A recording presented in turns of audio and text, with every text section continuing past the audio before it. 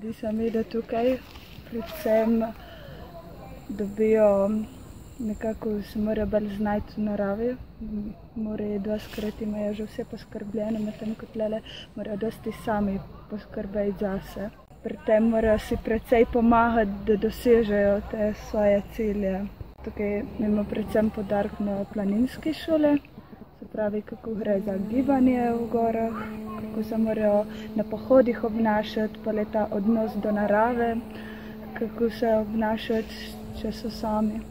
Za tabor imamo veliko ekipo, imamo starejše, ki pomagajo v kuhinji, da nam kuhajo vse to.